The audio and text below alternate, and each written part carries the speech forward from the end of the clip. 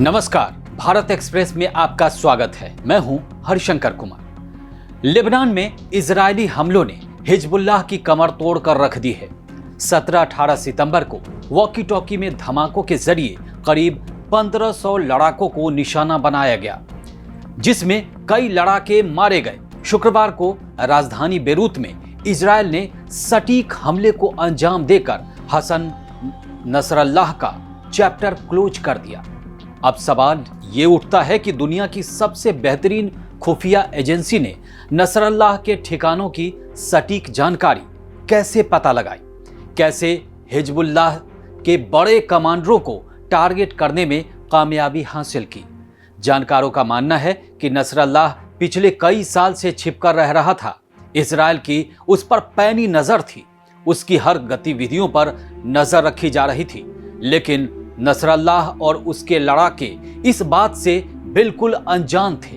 दूसरे शब्दों में कहें तो किसी को यह अंदेशा भी नहीं था कि इजरायल नसरल्लाह और उसके लड़ाकों तक इतना आसानी से पहुंच जाएगा। दरअसल इसके पीछे इजरायली सरकारी और उसके खुफिया एजेंसी मोसाद की काफी सटीक प्लानिंग थी। एक समाचार एजेंसी के मुताबिक इजरायल के प्रधानमंत्री बेन्यामिन नेतन्याहू और उनके मंत्रियों ने बीते बुधवार को हमले की इजाजत दी थी। इस हमले को उस वक्त अंजाम दिया गया जब वहां से काफी दूर न्यूयॉर्क के संयुक्त राष्ट्र में नेतन्याहू भाषण दे रहे थे। इजरायल का हमला इतना सटीक था कि न तो नसरल्लाह पानी मांग सका, न उसके लड़ाके।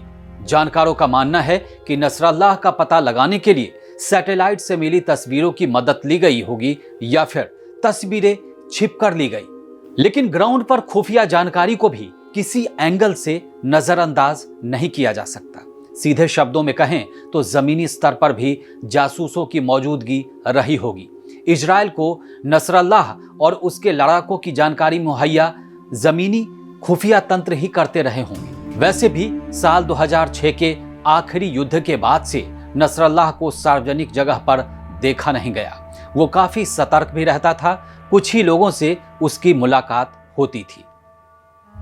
लेकिन हसन नसरल्लाह के लोकेशन के बारे में इजरायल और उसकी खुफिया एजेंसी को महीनों से पता था। एक रिपोर्ट के मुताबिक नसरल्लाह को निशाना बनाए जाने की खबर अमेरिका को भी नहीं दी गई थी ताकि ऑपरेशन में काफी देर न हो जाए। एक रिपोर्ट के मुताबिक 17 सितंबर को पेजर धमाकों के बाद हिजबुल्लाह के नेता काफी सतर्क थे। सबको अंदेशा हो गया था इजरायल के निशाने पर लड़ाके ही नहीं, अब नसरल्लाह भी था। कहा तो यह भी जा रहा है कि नसरल्लाह ने कमांडोज की अंतिम यात्रा में भी दूरी बना ली थी। इतना ही नहीं, कुछ दिन बाद पहले से रिकॉर्डेड भाषण को ही चलाया गया। मिली जानकारी के मुताबिक जिस वक्त नसरल्लाह पर हमला हुआ वो बैठक कर रहा था।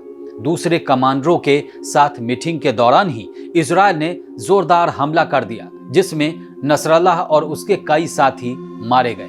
जानकारी के मुताबिक नसरल्लाह के ठिकानों की सटीक जानकारी के बाद उसके एयरफोर्स F-15 युद्धक जेट विमानों ने कथित तौर पर 80 ऐसे बम गिराए जो बंकर को तबाह कर सकते थे। इन बमों ने दक्षिण और हाहिया में अंडरग्राउंड के तहखानों को निशाना बनाया, जहां नसरल्लाह की मुलाकात शीर्ष कमांडरों से हो रही थी।